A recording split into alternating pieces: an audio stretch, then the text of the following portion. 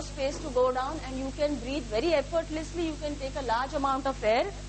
So it will automatically help you to develop power, stamina, energy, all these things in the voice, and in the long run it will help you to maintain a very healthy voice. Now, if you're not breathing right, then what happens? Now, people like you who are on the microphone, you can get a audible breath intake. This is what happens if you're doing chest breathing, okay? So it will give you this, you can get low vocal energy, so the voice sounds very unenergetic. I get voiceover artists who come with voice issues and who find that, after delivering voiceovers for, say, a couple of times, the voice tends to get very tired, okay? There is no energy in the voice, no projection in the voice. That is because a lot of them are not breathing right. Again, if you're not breathing correctly, your throat will be tense, your larynx or your voice box will be tense, so your voice will sound shrill, strained or high-pitched.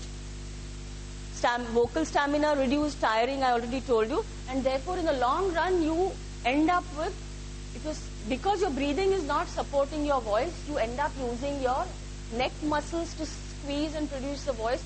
So you come with a lot of problems like nodules, cysts, polyps, all kinds of problems on the vocal folds.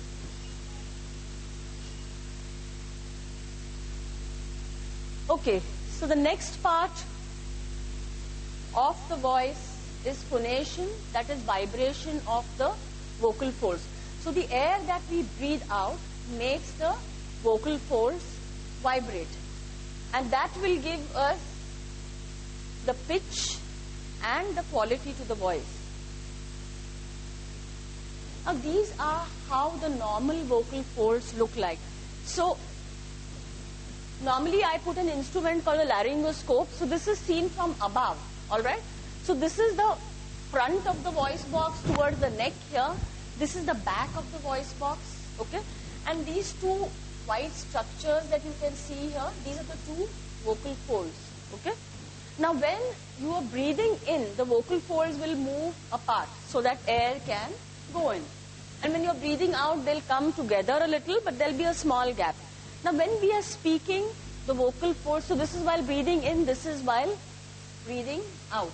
But when we are speaking, the vocal folds will come together so that there is no gap between the vocal folds, and then the air that is coming out, whatever we are breathing out, will set the vocal folds into vibration.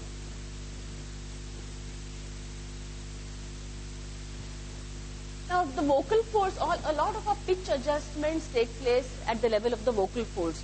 So those fine muscles which are there in our voice box, they'll stretch the vocal folds to give us a high pitch. The vocal folds will relax for a lower pitch. And all this happens very naturally. You were asking me about singers. A lot of singers strain their voices to change their pitches or to produce the extremes of the pitch range. You have to train yourself to do your pitching without using any extraneous help, because all this pitching happens very naturally at the level of the vocal folds. So the more relaxed you are, the better your pitching is, and the less chances of getting voice problems. Now see, these are some of the pathologies that you see in the vocal folds. Now these are what are known as vocal nodules. Same thing here, singers' nodules, teachers' nodules, commonly seen like small little corns on the vocal folds. Now these are cancers of the vocal folds. Now see how much the vocal fold is destroyed with the tumor. Now these are commonly seen in men, especially those who are smokers, those who have high amount of acidity, those who tend to speak with a very pushed kind of a low-pitched voice. I have seen executives who come with these kind of pathologies. This is a granuloma at the back of the vocal folds. This is what is known as a smoker's polyp, and this is not to frighten you, but these things happen and you need to take care.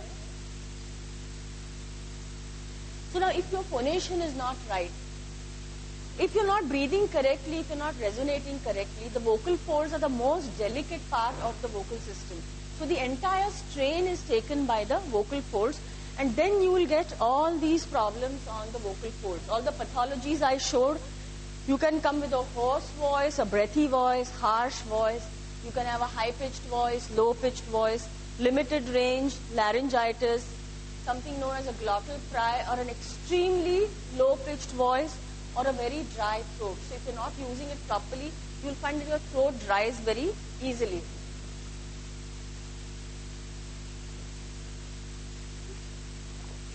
Now the next part.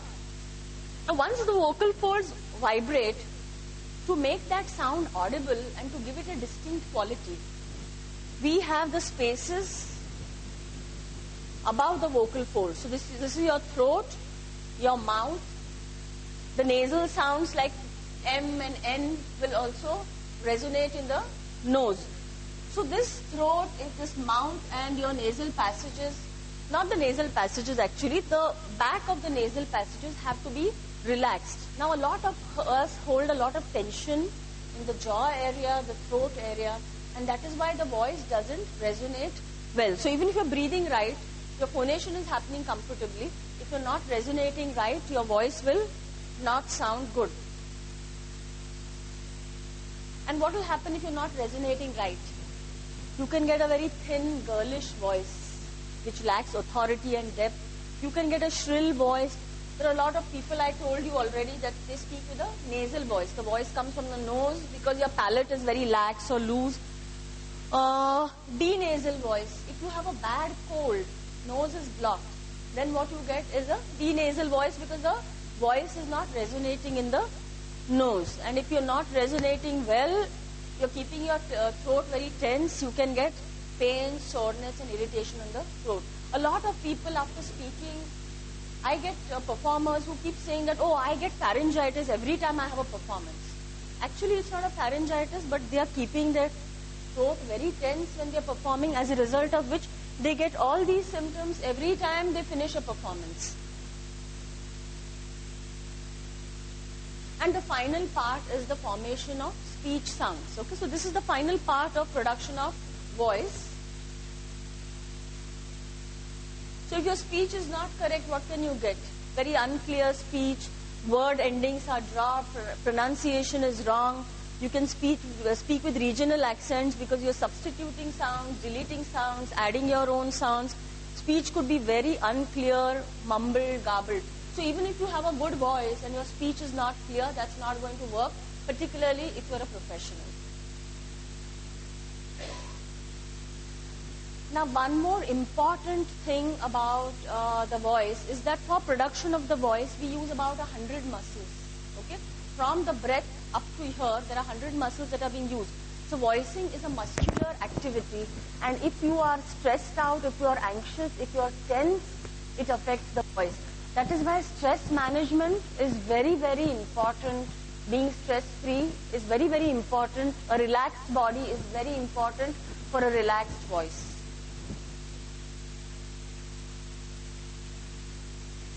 Well, one good thing about the voice is that the voice remains fairly young till a very late age. So a lot of people who tell that, my pitches are not right, it's because of age. I don't buy it. If you take good care of your voice, you can have a good voice till your 70th, way into your 70s, okay? The voice remains much younger than your body to a certain extent. So if you take good care of your voice, you can have a nice, strong, young voice even later. Okay, so now let's go to all the simple things we need to do to keep our voice healthy. Most people like very, very complicated solutions to problems, but I feel life solutions are very simple. Okay, one of the most basic things for the voice is water. Water hydrates the vocal folds. Okay, when I say vocal folds, what you all call vocal cords is the two vocal folds. It will form a very thin layer of mucus on the vocal folds, and just remember that the vocal folds are vibrating so much throughout the day because all of us like to hear the sound of our own voices. Okay, so if there is so much friction between the vocal folds and they are dry, the likelihood that you will develop a voice problem are much, much higher. That's why drinking water on a regular basis, and when I say water, I mean water, not beer, not cold drinks, nothing. There is no substitute for water.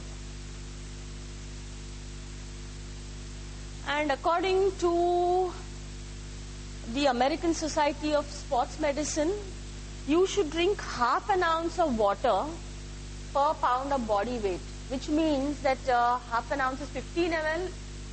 So if you're about 100 ml, you should be